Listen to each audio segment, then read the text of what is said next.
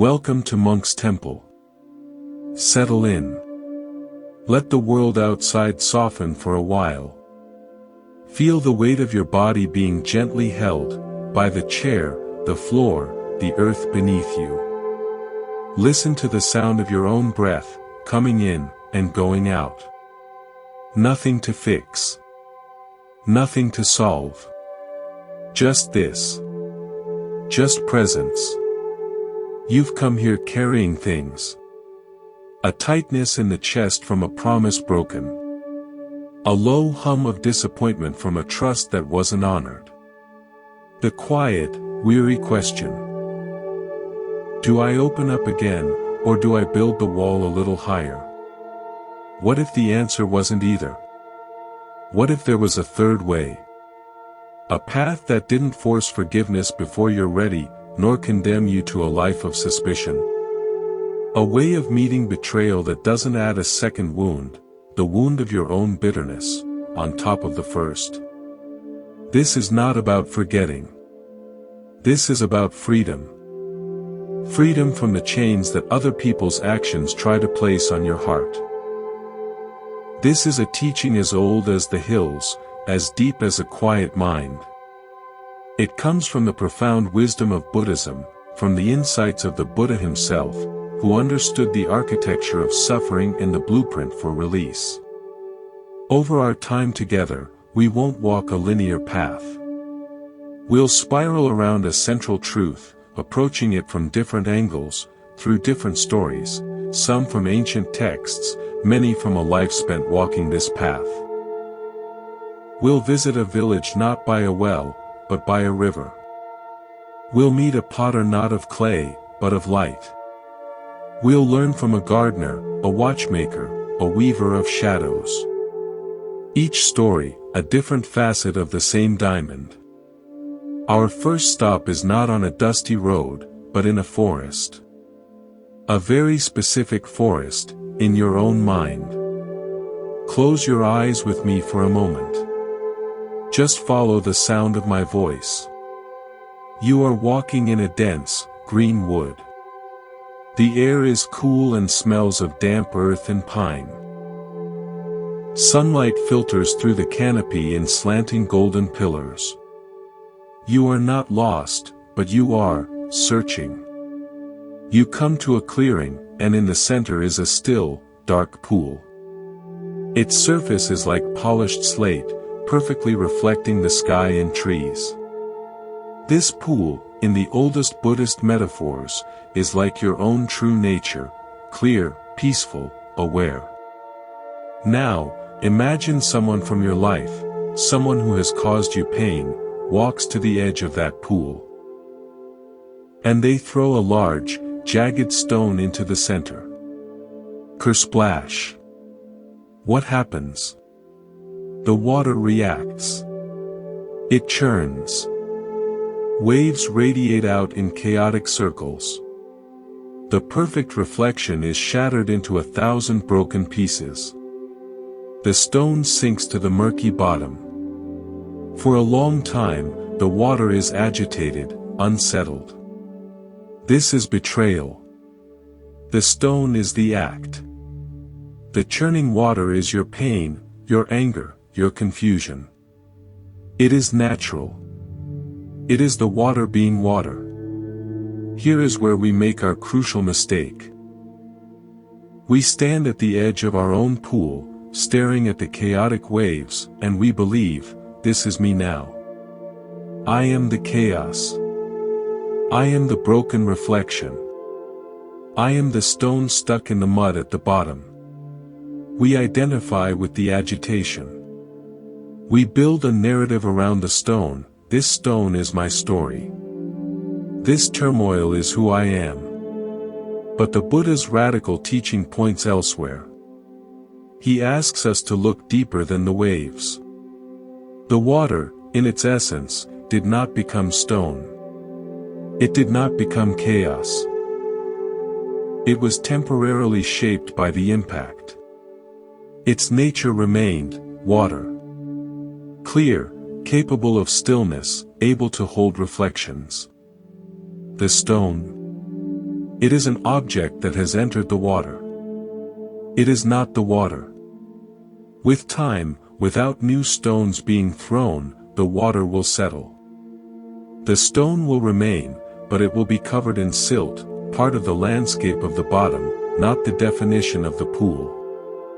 Your pain is real. The waves are real. But you are not the waves. You are the water that experiences them. Your awareness is the pool. Buddhism teaches this as the principle of anatta, or non-self. There is no solid, unchanging you that is permanently damaged. There is a flowing process of experience. The betrayal is a painful experience passing through the vast space of your awareness. When you stop fighting the waves and simply acknowledge, this is churning, something magical happens. You stop adding, and it shouldn't be, to the churning.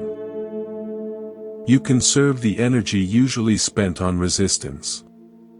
The healing begins not when the pool is perfectly still again, but the moment you remember you are the pool, not the storm happening on its surface. If this way of seeing your own heart brings you a moment of peace, a sigh of relief, consider subscribing to Monk's Temple. It's like leaving a marker on this path in the woods, so you can always find your way back. Your subscription helps this sanctuary exist. Now, let's journey deeper. I remember, decades ago, I was in a mountain monastery. The silence there wasn't empty, it was full. One morning, I was sitting in meditation, and a profound resentment from a business partnership gone sour rose up. It was vivid, acidic. My instinct was to argue with it, to justify myself, to mentally replay the conversations where I was wronged. My teacher, an old monk with eyes like still lakes, simply said later, "You are building a museum for a ghost. You curate the relics of that pain, dust them daily, and charge admission with your own life energy." That metaphor changed everything. Was I running a museum for a ghost? Was I the curator of my own suffering? Buddhism teaches right effort, not the effort to suppress, but the effort to uninvite. To gently close the museum doors and let the relics gather real dust. Let's explore a different story, an original one, about a gardener named Ilara. Ilara tended the most beautiful public gardens in her city. She poured love into every flower bed, every climbing vine. One season, a blight came, a fungus that turned leaves black and flowers to mush. It was heartbreaking. Her first reaction was fury at the fungus, then despair. My work is ruined. It's all for nothing.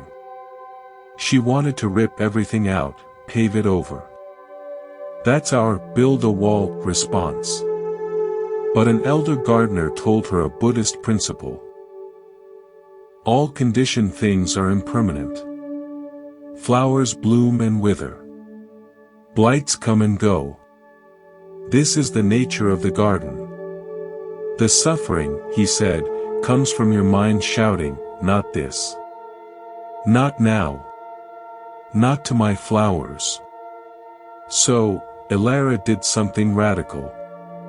She didn't fight. She observed. She tended the healthy plants with more care. She removed the diseased parts mindfully, without hatred for the fungus. It, too, was just following its nature. She planted blight-resistant varieties alongside the old. She accepted the imperfection. And a curious thing happened. Visitors to the garden didn't see a tragedy. They saw a garden in process. They saw resilience. They saw a gardener's steadfast care in the face of nature's cycles. The garden became more profound, more loved, because it was real. It held life and decay, beauty and blight, in the same soil. When someone betrays us, it is a blight in the relational garden. Our instinct is to pave over the entire relationship, to salt the earth. But the Buddhist path of the middle way invites us to be the wise gardener. To tend to the healthy parts of ourselves that remain. To remove the toxic interaction with mindful clarity, not rage.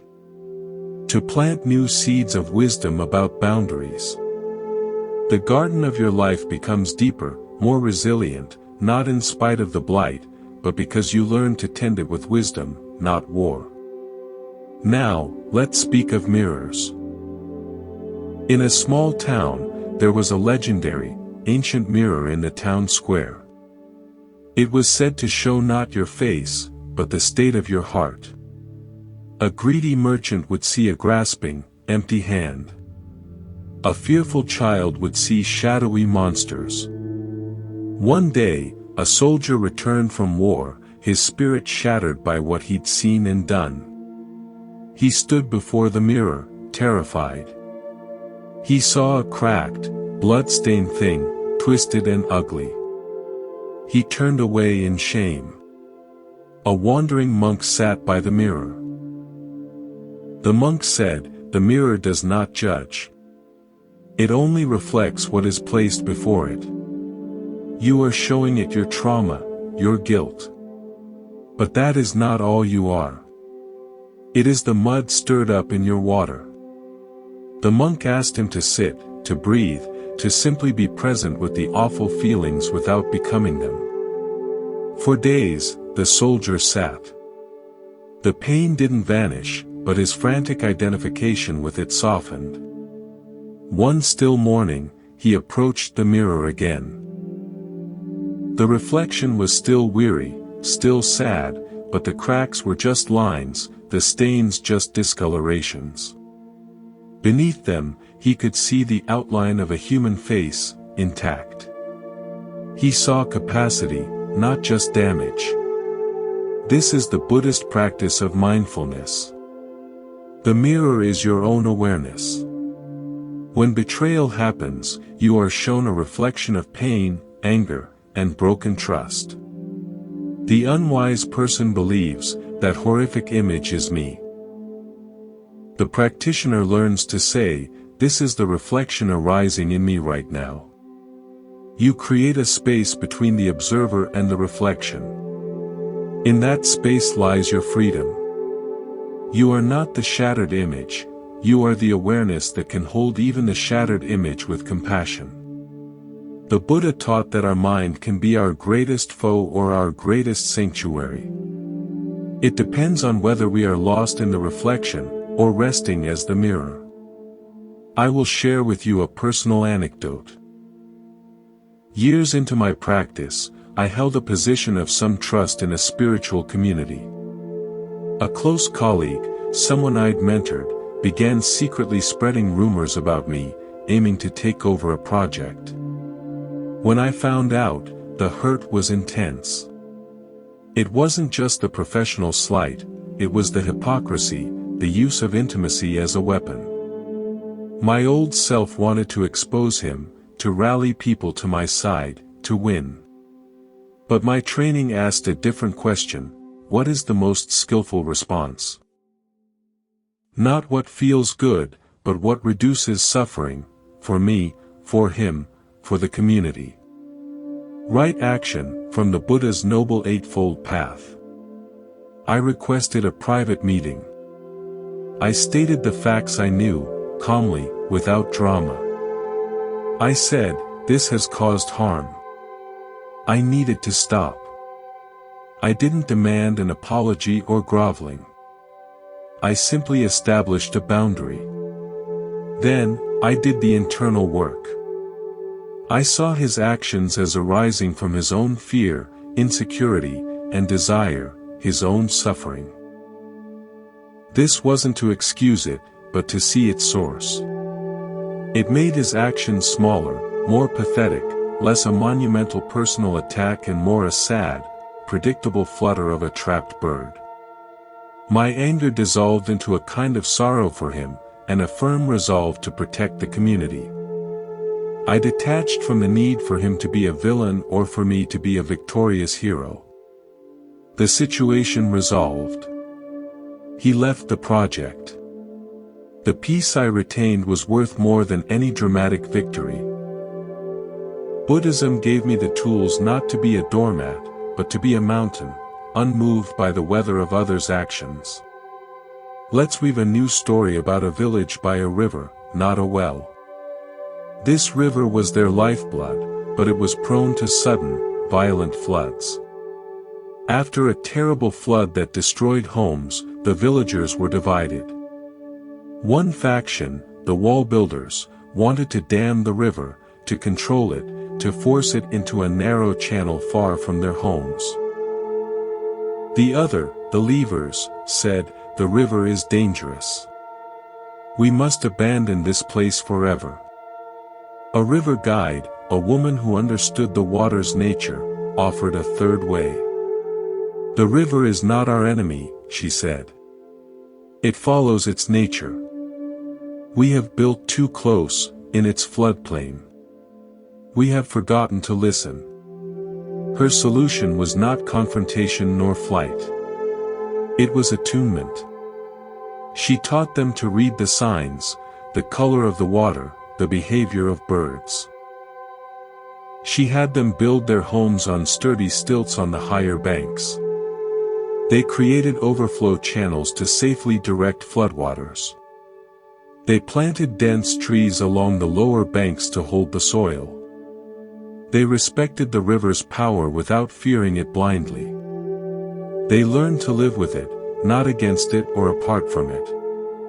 A person who betrays trust is like that river. The wall builder in us wants to dam them up, to restrict, punish, or control them forever. The leaver in us wants to flee all rivers, to never trust again. The Buddhist way is the way of the river guide, attunement and wise adaptation. We learn to read people more skillfully, the signs. We build our emotional homes on higher ground of self-worth, so others' actions don't flood our core, the stilts. We create healthy boundaries that channel harmful behavior away from us, the overflow channels. We cultivate inner resilience that holds us firm, the trees. We don't hate the river for being a river, even when it floods. We just stop building our vulnerable huts right on its most dangerous shore. The Buddha taught extensively about speech. Right speech. It is one of the pillars of the path. When betrayed, our speech often becomes a weapon, or a poison we drink ourselves. We gossip, we vilify, we rehearse our grievances to anyone who will listen. Each time we tell the story with venom, we reinfect ourselves. It's like taking the poison from the original wound and deciding to sip it every day, wondering why we're still sick. I knew a woman, Clara, whose best friend betrayed a deep confidence. Clara's initial pain was compounded by a whirlwind of furious texting, nasty social media subtweets, and long, rage-filled phone calls to mutual friends. She was spreading the toxin. A wise counselor asked her to try a Buddhist-inspired practice, a week of noble silence regarding the incident. No talking about it. At all. At first, it was agony. The story screamed in her head, demanding to be released through her mouth. But after a few days, the mental chatter began to quiet. Without the fuel of her own dramatic retellings, the fire of her anger began to die down. In the silence, she could hear her own hurt more clearly, beneath the performative rage. She could ask, what in me is so wounded? What part of my self-image was tied to this person's loyalty? When she finally broke her silence, it was to write a single, brief, clear note to her friend. What you did hurt me deeply. I need space. No theatrics. No insults. Just truth, boundary, and the quiet dignity of someone who no longer needed to wage war with words. Her speech became a scalpel, not a club. This is the power of right speech. It protects your energy and your integrity. Let me tell you about Kaito, a master watchmaker. His workshop was a universe of tiny, perfect parts. He could repair any watch, no matter how complex or antique.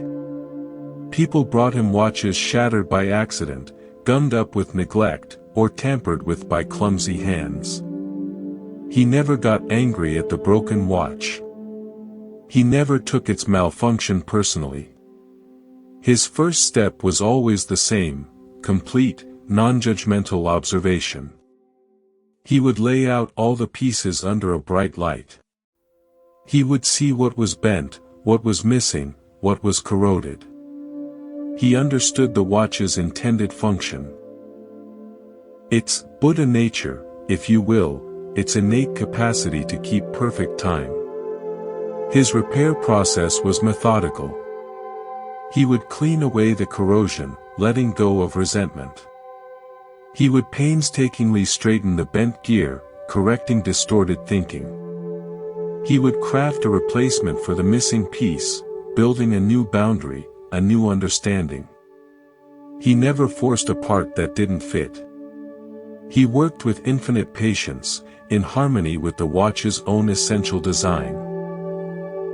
When your trust is broken, you are like a complex, beautiful mechanism that has been knocked off the shelf. The parts are scattered. Something is bent. It feels like it will never work again. The Buddhist approach is to become your own Kaito. First, observe the damage without hysterics. This gear of vulnerability is bent. This spring of expectation is snapped.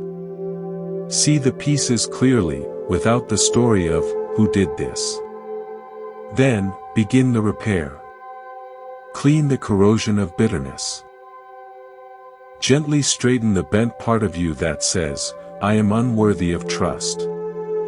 Craft a new, stronger piece of wisdom to replace the naive assumption that was shattered. And have the patience of a master. The repair isn't done in a day. The watch of your heart will tick again, and its timekeeping will be wiser, more resilient, because you understood its mechanics and loved it enough to fix it with skill, not force. The Buddha spoke of equanimity, upekkha in Pali. It is the state of unshakable balance. It is not indifference. It is deep care that is not blown off course by the winds of praise or blame, gain or loss. Imagine a deep-rooted tree in a meadow. The sun shines on it, praise, and it doesn't preen. The storm rages against it, betrayal, and it doesn't crumble. It uses the sun for photosynthesis. It uses the storm's rain for its roots. It receives all weather as part of the system, without losing its essential treeness. Cultivating this is our work. When betrayal feels like a storm, can you feel your roots? Your values? Your practices? Your connection to something larger than this one relationship? Can you let the storm pass through your branches without believing you are the storm? This equanimity is what allowed the Buddha to teach even to those who opposed him. His center was untouched. Here is an original story about a library with a special collection, books that wrote themselves. Each book contained the life story of a person currently living in the town. People would sometimes sneak in to read their own book, hoping to see a glorious tale. A vain man read his and saw chapters filled with flattery and success. He was delighted. Then he turned a page and saw a chapter titled, The Lie He Told His Brother. He ripped the page out and burned it. But the next day, a new, identical page was there. He ripped it out again. It returned. Exhausted, he asked the librarian, an old woman who seemed to know everything. The books write the truth, she said. You cannot edit reality by destroying its record. The page will return until you go and write a new truth with your actions. Make amends to your brother. The chapter will then change. This is the Buddhist law of karma in story form. Our actions are the pen. Trying to hide or deny a harmful action is like tearing out the page, it changes nothing. The consequence, the record in the fabric of reality, remains. The only way to change the narrative is through new, wholesome action. If you have betrayed others, the path is clear, own it, and write a better next chapter with right action. If you have been betrayed, your work is not to obsess over the page the other person wrote in your book, but to focus your pen fiercely on your own next chapter, one of dignity, growth, and unbroken spirit. We often think of forgiveness as the pinnacle. Buddhism offers a different, often more accessible summit, release. Forgiveness can feel like a command, you must forgive. Release is a letting go, a setting down of a burden. Imagine you are on a long pilgrimage, carrying a heavy, sharp stone in your pack, the stone of your grievance. It cuts into your back with every step. You think, I carry this because of what they did. This stone is my proof, my righteousness. One day, you realize, they are not carrying the stone. You are. They may have handed it to you, but you are the one choosing to keep it in your pack, to feel its weight and its cut. Release is simply stopping, opening your pack, taking out the stone, and laying it by the side of the path. You walk on, lighter. The stone is still there, a fact of the past, but it is no longer part of your present journey. You haven't said the stone was good. You haven't said the person who gave it to you was right. You've just decided you'd rather have a lighter pack. This is the freedom the Buddha promises. Let's visit a celestial realm in our imagination, the hall of echoing words. Every word ever spoken by anyone flies into this vast, beautiful hall and becomes a shimmering, colored orb. Words of love are warm, golden spheres. Words of gossip are spiky, gray things. Cruel words are dark, dripping orbs. Betrayal often involves poisonous words, broken promises, lies, harsh revelations. Those dark orbs are here too. Here's the secret of the hall, the orbs don't just hover. They are magnetically drawn back to the one who spoke them. A kind word returns to your aura as a soft, nourishing light. A lie returns as a sticky, dark smear that dims your own light. When you speak of your betrayer with hatred, you create new dark orbs yourself that will come back to you. The Buddha's teaching on cause and effect is not mystical punishment, it's natural law. The energy you emit shapes your inner world. Speaking with bitterness creates an inner landscape of bitterness. This is why right speech is a protection for you. Choosing to speak of your pain with clarity instead of malice, with boundary instead of venom, you send out cleaner energy, and that is what returns to color your own heart. I recall a student who was paralyzed by a betrayal in his family. He said, "I just want to understand why." He was digging in the dirt of the past, looking for a single, satisfying root. I shared a Buddhist parable. A man is shot with a poisoned arrow. A doctor comes to remove it and administer the antidote. But the man says, "Wait. I must know who shot me. What is their caste? What village are they from? How tall were they? What kind of wood was the bow made of?" The doctor says, if you wait for all those answers, you will die. The immediate task is to remove the arrow. The Buddha used this to illustrate the futility of certain metaphysical questions when suffering is present. Your why is the arrow's origin story. It's natural to be curious.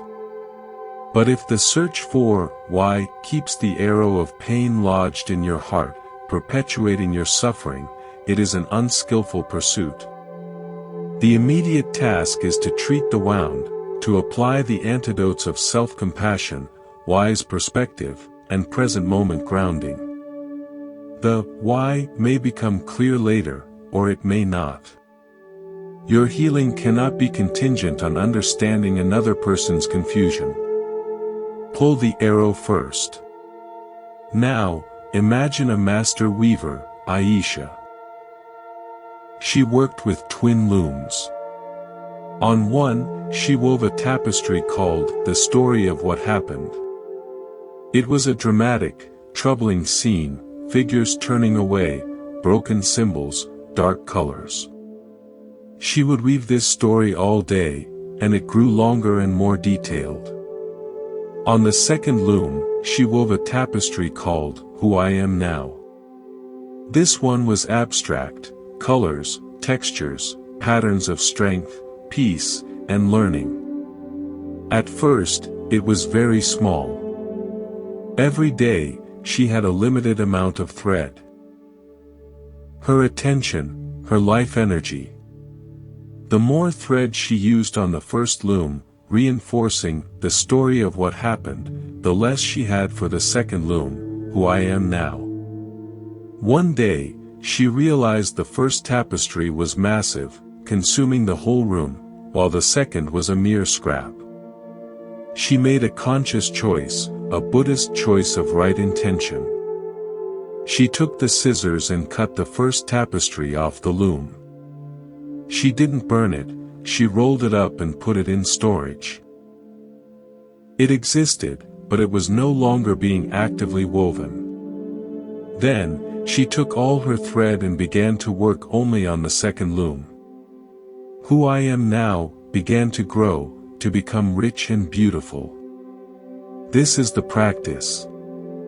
You acknowledge the old story, but you stop feeding it with the thread of your rumination.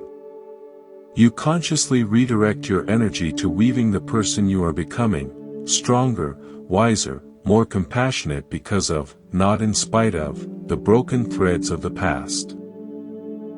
The concept of emptiness, sunyata, in Buddhism is often misunderstood. It doesn't mean nothing matters. It means nothing exists in isolation, with permanent, solid, independent identity. The betrayal is empty of a solid, monstrous reality you must fight forever.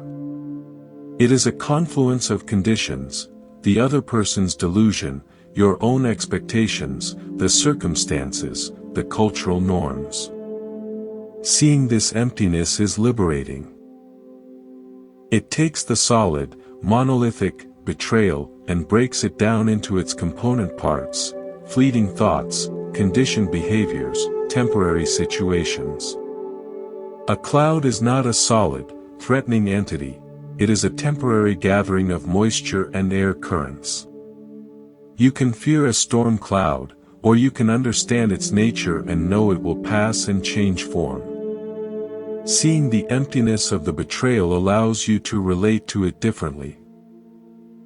Not as a permanent defiler of your world, but as a painful, impermanent weather pattern in the vast sky of your life. Let me tell you about Leo, a lighthouse keeper.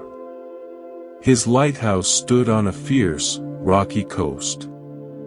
His job was to keep the light burning through the darkest nights and fiercest storms, so ships wouldn't crash. One season, a series of brutal storms hit. The waves were monstrous, the wind screamed. Leo was terrified. He began to focus all his energy on the storm. Shouting back at the wind, shaking his fist at the waves. In his distraction, his focus off the storm, the lighthouse lamp sputtered and went out. That very night, a ship, relying on his light, was lost. He was devastated. His old keeper visited and said, "Leo, the storm is not your job. The storm will always come. Your only job is the light. Tend the flame. Keep the lens clean. The storm is irrelevant to your task. The ships need the light, not a critic of the weather." When you are betrayed, the storm of emotion is furious. Your mind wants to shout at the storm, analyze the storm, curse the storm. But your highest duty is not to the storm, it is to your inner light, your integrity, your peace, your wisdom. Your light is your stable presence, your values, your practice. If you spend all your energy engaged with the storm of, "How could they?" you let your light go out. And then, you suffer a second disaster. You are lost in the dark, and you cannot guide yourself or others to safety. Buddhism teaches us to acknowledge the storm, but to turn our primary attention back, again and again, to tending our lamp. Keep your light burning. That is your true work. I want to share another original tale, about a place called the Valley of Echoing Actions. In this valley, every action taken created not just a result, but a perfect echo that returned to the doer, not as sound, but as a subtle shaping of the atmosphere around them. A man once came to the valley seeking riches. He found a beautiful, crystalline geode in a communal cave and stole it, hiding it in his pack. As he left, he felt a strange, heavy pressure settle around him. The air itself felt dense, suspicious. He couldn't breathe easily. He saw others laughing freely, their atmosphere light and clear, while his grew darker. The echo of his theft had returned, shaping his world into one of secrecy and weight. Only when he returned the geode to its place, openly admitting his fault, did the heavy atmosphere dissolve, replaced by a feeling of spacious relief. The Buddhist teaching here is profound. Our actions aren't just external events, they actively construct the inner world we inhabit. An act of deceit, even hidden, builds an inner prison of paranoia. An act of integrity, even difficult, builds an inner sanctuary of peace. The valley doesn't judge, it simply echoes. Your world becomes a reflection of the moral quality of your choices. When you choose not to return betrayal with more betrayal, you are not being weak. You are refusing to construct a darker, heavier world for yourself to live in.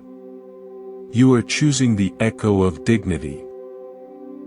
We've spoken of water, mirrors, gardens, rivers, watches, libraries, looms, lighthouses, and echoing valleys. Let me offer one final, encompassing metaphor, the mountain and the weather. You are the mountain. Ancient, grounded, vast. Your core is silent stone. Betrayal, and all the emotions that follow, are the weather on the mountain. A storm of rage rolls through, with thunder and lightning, your angry thoughts. A cold front of sadness settles, with clinging mist, your grief. A bitter wind of resentment howls, your ongoing rumination. The unwise person believes they are the weather. I am a stormy person. I am a misty, sad person. They try to control the weather, which is impossible, and exhaust themselves. The practitioner, rooted in Buddhist mindfulness, knows they are the mountain. The mountain experiences the weather. It allows the storm to rage across its slopes. It allows the mist to cloak its peaks. It allows the wind to whistle through its crags. It does not take the weather personally. The weather is not the mountain's identity. The mountain's nature is to be solid, present, unmoved in its deep being. It knows a simple, liberating truth: all weather passes. The fiercest storm exhausts itself. The thickest mist is burned away by the sun. The wind eventually falls still. Your practice, when the weather of betrayal is upon you, is to feel your mountainess. Your breath is the solid earth. Your posture is the unshakable peak. Feel the storm of anger, and know you are not the storm, you are what observes it. Feel the mist of sadness, and know it will thin. The Buddha's path leads you to this unshakable ground of being. From here, you can see clearly. You can make wise choices. You can act from stability, not reactivity. This is the gift. Not a life free from storms, but the unshakable knowledge that you are the mountain that can withstand them all, unchanged in your essential nature. You were never the broken thing. You were the awareness that knew the breaking. And in that awareness lies infinite capacity for healing, for peace, for a love that is wise and strong enough to include even the memory of pain, without being defined by it. Now, let me introduce you to a new story, about a sculptor named Miko. Miko worked with a unique material, solid blocks of ice, imported from the highest glaciers. People would commission her to carve beautiful, intricate statues.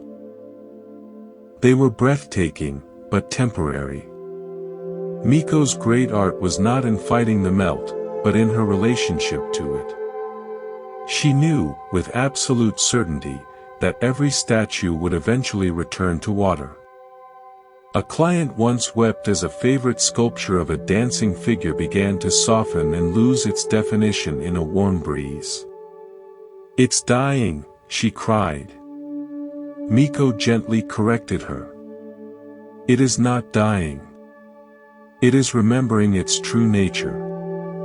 It was always water, just taking a beautiful, temporary form. The melt is not destruction, it is transformation." Miko would place bowls beneath her melting works, collecting the water to nourish her studio garden. The form was gone, but its essence fed new life. This is a direct expression of the Buddha's core teaching on impermanence, anicca. The relationship, the trust, the image you had of the person, these were like the beautiful ice sculpture. They had form, but they were conditioned, temporary. The betrayal is the warm wind, the inevitable melt. Our suffering comes from screaming at the wind, from believing the sculpture was meant to be permanent stone, not temporary ice. The Buddhist path asks us to be like Miko. To appreciate the beauty that was, without denial. To honor the melt as part of the natural cycle, not a personal catastrophe. And most importantly, to catch the water, the lessons, the wisdom, the clarified understanding of human nature, and use it to nourish the garden of your future. The form is gone. Let it go. But do not waste the essence. Let it teach you, water you, help you grow. Consider also the tale of the two smiths. In neighboring villages lived two master blacksmiths. The first, Grudge, was renowned for his ability to work with a metal called wrongite. When a tool broke or a customer wronged him, he would take the fragments, melt them down, and forge them into heavy, sharp-edged locks and shackles. His shop was filled with these constricting, painful objects. The second smith, Wisdom, worked with a different material. When tools broke, she would also collect the fragments. But she would melt them down and forge them into delicate, strong keys and flexible, protective mail. Her shop was filled with instruments of liberation and defense. Both used the same raw material of brokenness. Grudge used his to build prisons. Wisdom used hers to build freedom and resilience. The Buddhist teaching on right livelihood and intention extends to the very forge of our hearts. What are you forging from the broken pieces of your trust? Are you, like grudge, using that energy to create inner shackles of bitterness, heavy locks that seal your heart away? Or are you, like wisdom, using the heat of that pain to temper something new, the key of understanding that unlocks your own cage, the flexible mail of compassion that protects without imprisoning? The raw material is neutral. The choice of what to forge is yours. This is the alchemy Buddhism offers, not to prevent the breaking, but to master the art of reforging. Let us wander into the silent forest of whispers.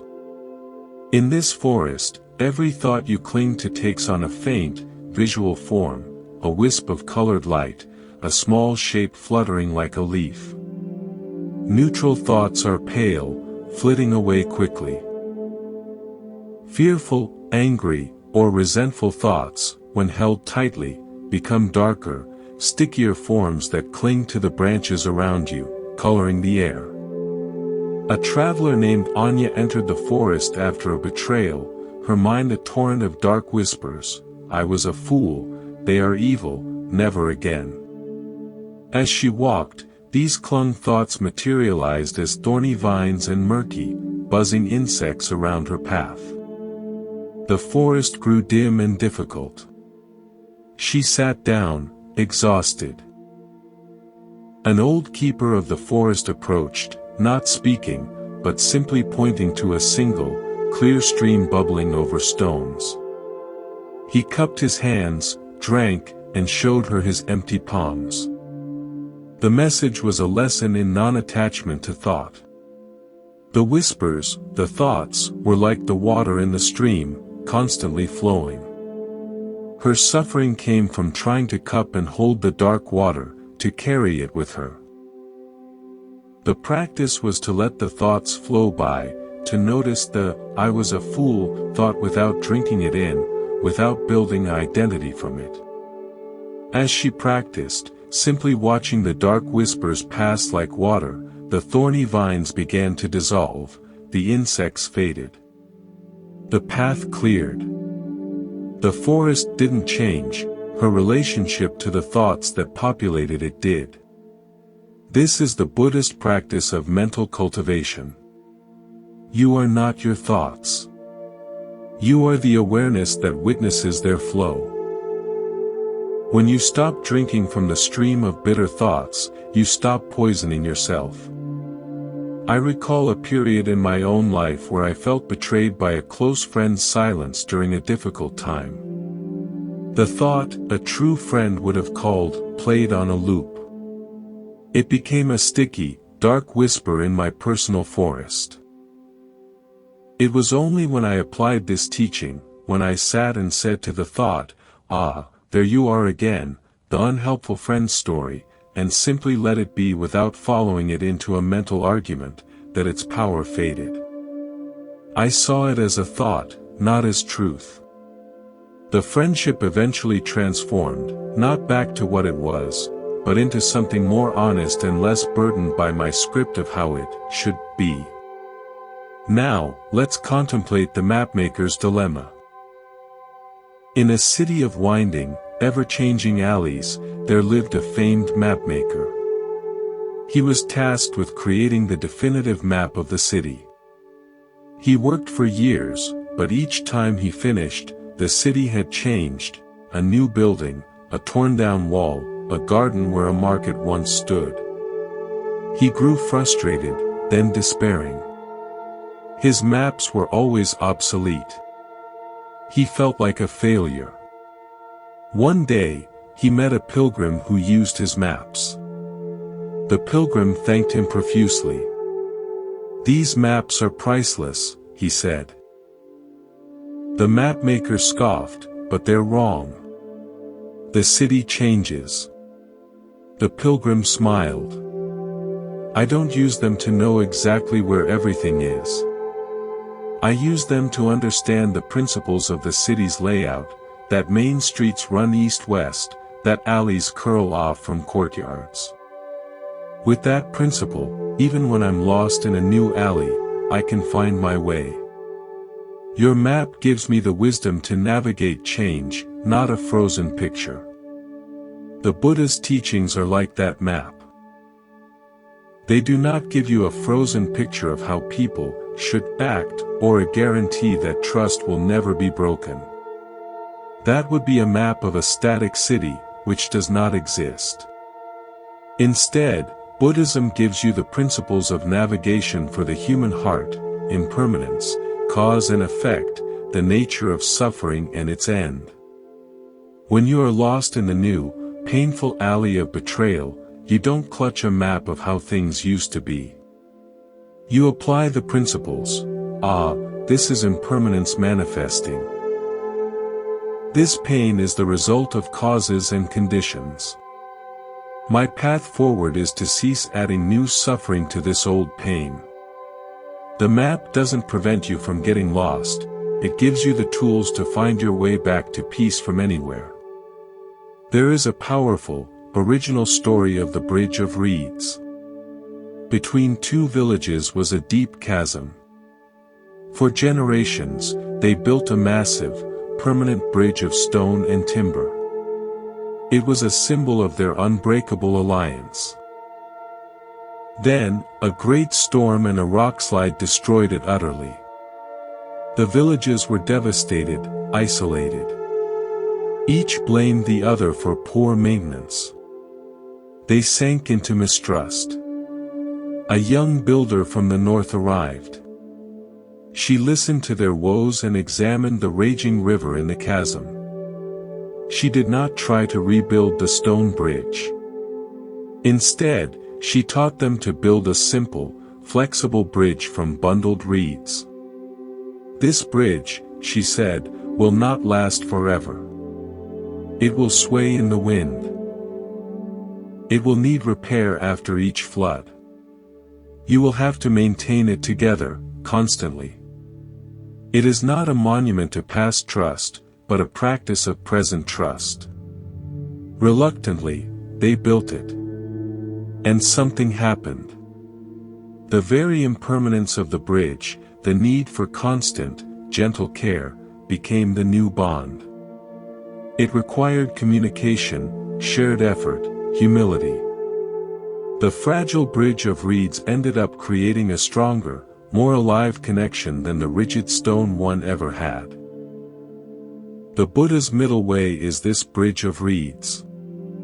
After betrayal, we often think the only options are to build a heavier, more guarded stone fortress, cynicism, or to pretend the chasm isn't there, naivety.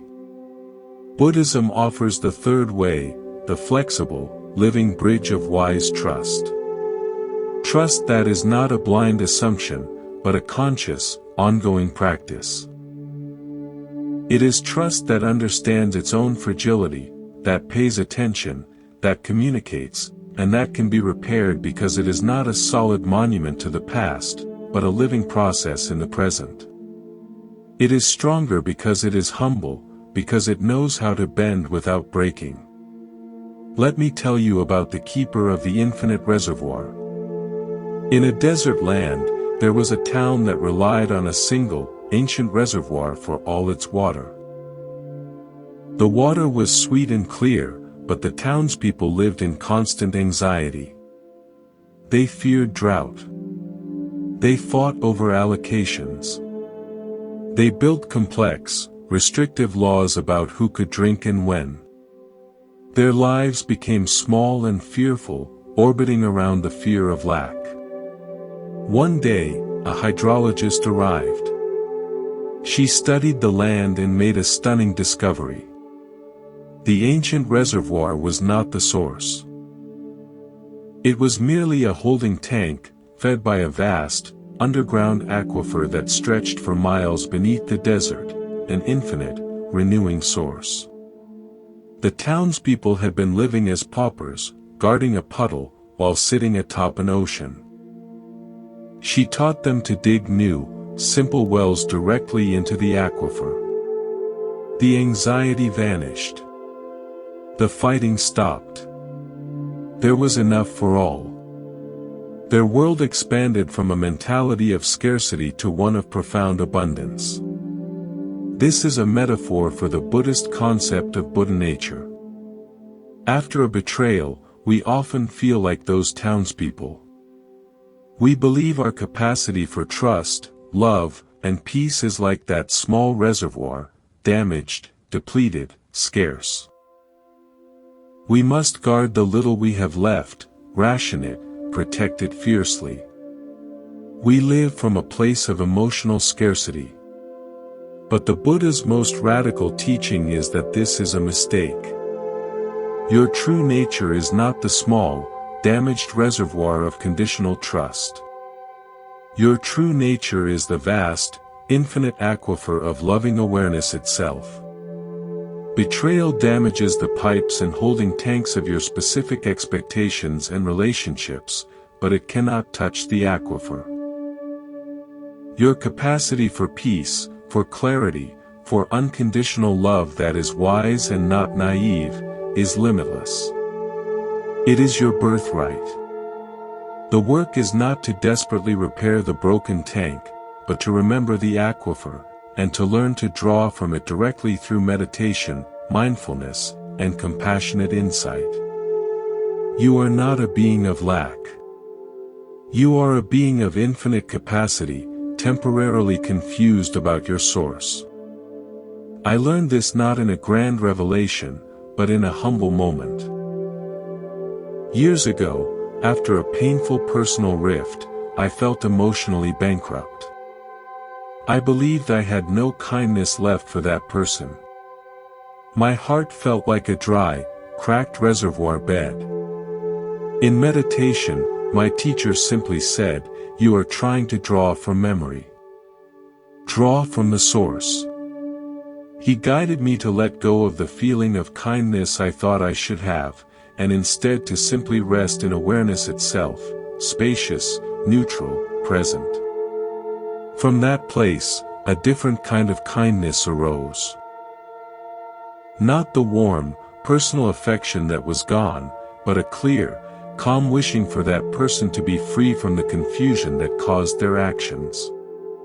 It felt limitless, because it came not from my personal history with them, but from the aquifer of awareness we all share. That is the kindness of the Buddha. Now, consider the symphony of stones. In a canyon where the wind blew constantly, there was a collection of strange, uniquely shaped stones.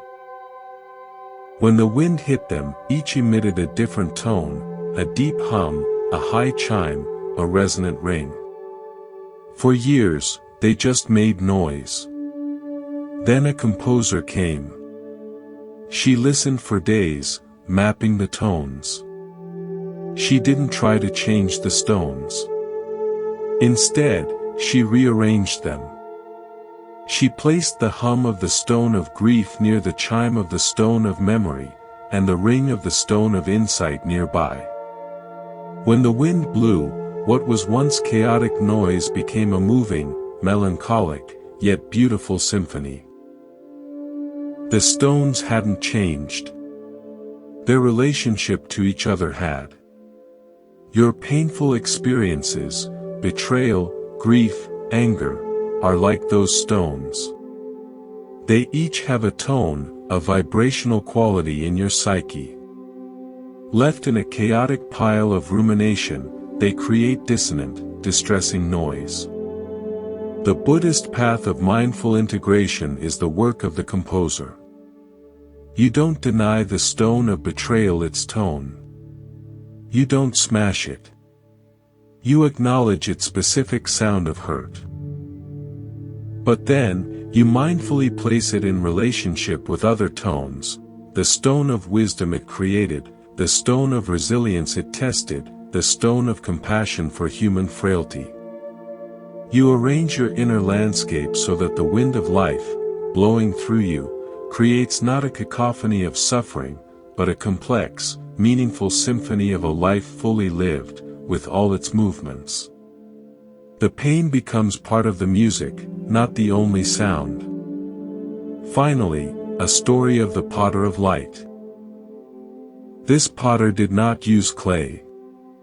She worked in a dark studio, weaving and shaping pure, colored light into vessels of stunning beauty. People asked her, "Aren't you afraid? Light is so fragile. A hand passed through it, and the form is gone." She would smile. "The form is always gone," she'd say. "That is the nature of light. My art is in the shaping, not the keeping." "And look," she would say, "letting a vessel dissolve, when the form is released, the light is not destroyed.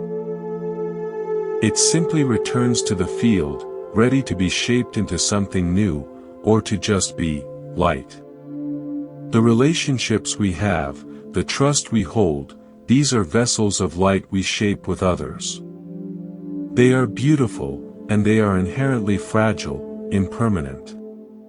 Betrayal is a hand passing through the vessel, dissolving the specific form.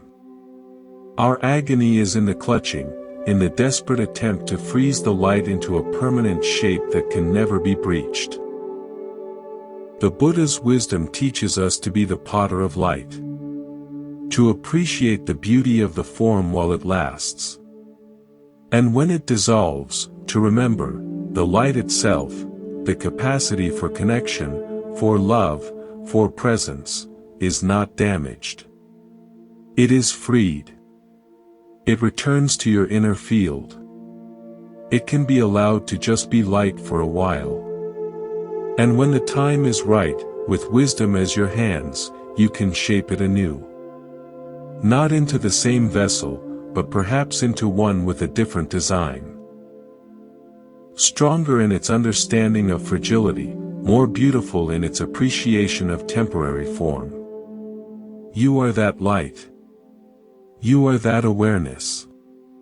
You are the mountain, the water, the gardener, the bridge builder, the composer, the potter. The path through betrayal is not a path of rebuilding what was lost exactly as it was. It is the path of remembering what you truly, fundamentally are. And from that unshakable place, engaging with a world of temporary forms, including heartbreak, with wisdom, grace, and an untouchable peace. This is where our journey together finds a resting place. Not an end, but a clearing where you can sit and breathe, knowing the path is under your own feet, and the map is written in your own heart. Welcome back to this final clearing in our journey together. We have walked through many landscapes of the heart, using stories as our lanterns. Now, let us sit in the quiet and weave these threads into a single, strong cord you can take with you. Think of your life as a vast, intricate tapestry. Until now, you may have believed that the moment of betrayal was a tear in the fabric, a ruinous flaw that made the entire piece worthless. You may have focused all your attention on that single, frayed, ugly patch, believing it defined the whole. Buddhism offers a different perspective, one of profound completion. The Buddha taught that wisdom is seeing things as they are. The tapestry is not ruined. The dark, tangled thread of betrayal is part of the weave. It is not a mistake, it is a contrast. Without it, the brighter threads of loyalty you will later encounter would not shine so brilliantly. The golden threads of the compassion you learn to have for your own hurt would have no background against which to gleam. The tear is not in the tapestry. The tear is in your attention, which gets stuck on one small, painful section, blinding you to the whole, grand, ongoing creation. I want to share one last, personal anecdote. In my early years of teaching, I prepared a talk for a large, important gathering. A senior colleague, whom I admired, reviewed my notes and praised them highly. On the day of the talk, he stood to speak before me, and delivered my talk, nearly word for word, as his own. The shock and violation were physical. I felt erased. When my turn came, I had to speak extemporaneously, heart pounding, feeling like a fraud. Afterward, people congratulated him on his brilliant insights. For months, that moment was a festering tear in my professional tapestry. It colored everything. The shift came when I realized I had given him all the power to define my narrative. I was letting his one act of weakness dictate my entire story as a teacher. I applied the Buddhist teaching on non-clinging. I had to let go of clinging to the story of the brilliant talk I prepared, and to clinging to the identity of the wronged victim. I had to let both go into the stream of impermanence. What was left? The raw experience of speaking from the heart in that moment of panic. And to my surprise, when I re-examined that memory free from the clinging, I saw something else, my own resilience. I saw that I could teach without a script. I saw the kindness of a few students who sensed my distress and asked thoughtful questions. The tapestry wasn't ruined, a dark thread had been woven in, and around it, threads of resilience and unexpected kindness had emerged in response. I stopped telling the story as a tragedy and began to see it as a complex, instructive part of my weave. I learned more about trust, boundaries, and my own capabilities from that incident than from a dozen successful talks. The thread remained, but its meaning transformed. This is the essence of the Buddhist approach to life's wounds, transformation of view. We cannot always change the events. We cannot always change other people. But we can change our relationship to what happened. We can change the story from, "This destroyed me," to, "This is part of me, and I am learning from it." We can move from being the victim of the thread to being the weaver who integrates it. So, how do you walk forward from here? First, you pause. Be the mountain in the weather. Don't act from the storm. Let the initial waves of emotion crash and begin to subside. Your breath is your anchor. Second, observe with compassion. Be Kaito the Watchmaker. Lay out the pieces of the hurt without judgment. See what is bent, your expectations, what is missing, the safety you felt, what is corroded, perhaps your faith in a certain ideal. See it all with the gentle eyes of a healer, not a judge. Third, choose your thread. Be Aisha the Weaver. Consciously decide where to invest your precious thread of attention. Will you feed the old tapestry of what they did to me? Or will you start weaving, with deliberate, gentle effort, the new tapestry of who I am becoming? Every time you notice your mind rehearsing the pain, gently guide it back to the present moment, back to a breath, back to a simple sensation. This is the practice. Fourth, draw from the source. Remember the infinite reservoir. When you feel drained, bitter, scarce, do not try to squeeze kindness from a dry place. Sit in meditation. Rest in simple awareness.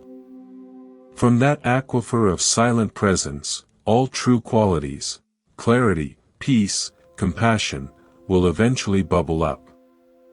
You are not empty. You are forgetful of your wealth. Fifth, forge wisely. Be the smith named Wisdom. Take the broken pieces and ask, what shall I make of this? Forge a key of understanding, not a shackle of bitterness.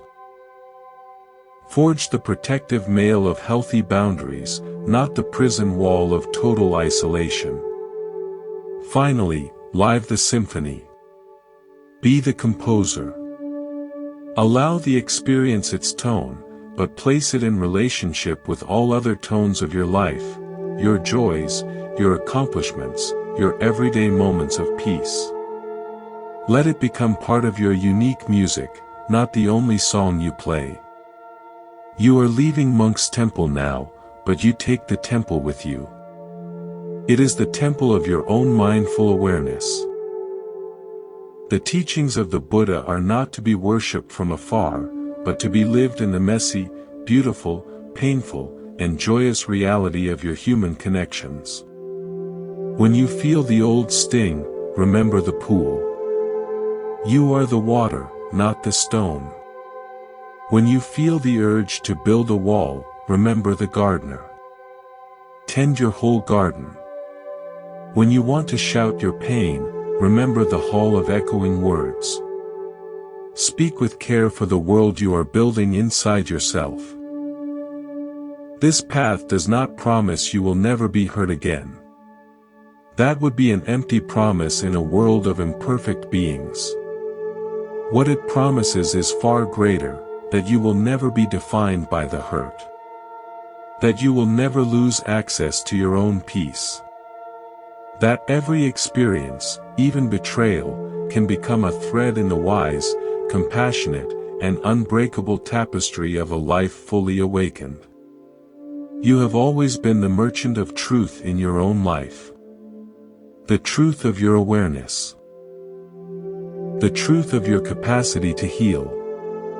The truth of your fundamental wholeness, which no external action can ever truly shatter.